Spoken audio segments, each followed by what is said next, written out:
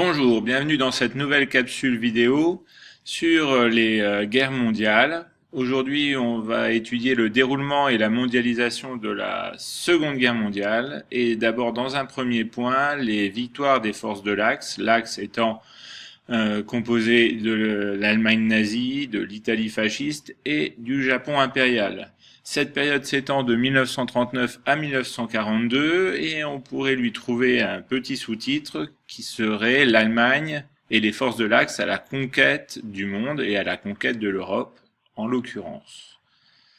Alors, cette conquête, elle se base sur une stratégie, la stratégie allemande, qui repose sur un constat, un fait. Les Alliés ont la supériorité numérique. Ils sont plus nombreux et ont un équipement plus important.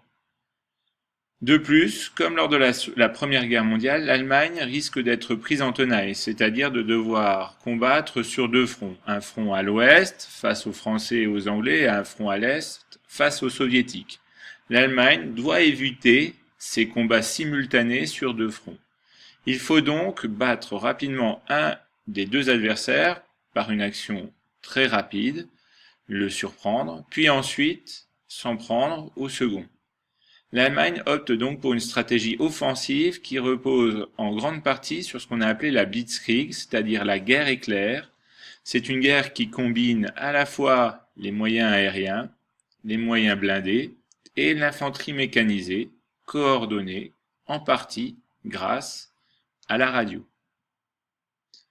La France, elle, est une démocratie. Elle ne peut envisager de faire une guerre préventive contre l'Allemagne, l'attaquer par anticipation.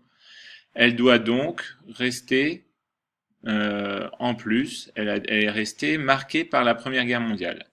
La France attend donc l'agression et choisit une stratégie défensive très tôt dans les années 20 et 30, en construisant notamment une ligne de fortification qui passe dans notre région, la ligne Maginot.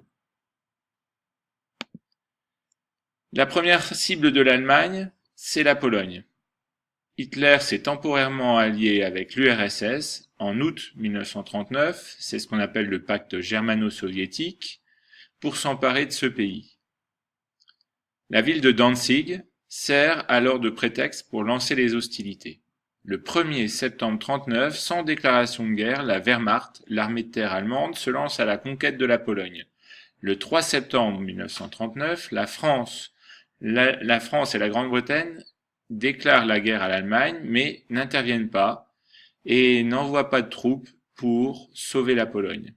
La Pologne, attaquée de part et d'autre, capitule le 27 septembre 1939.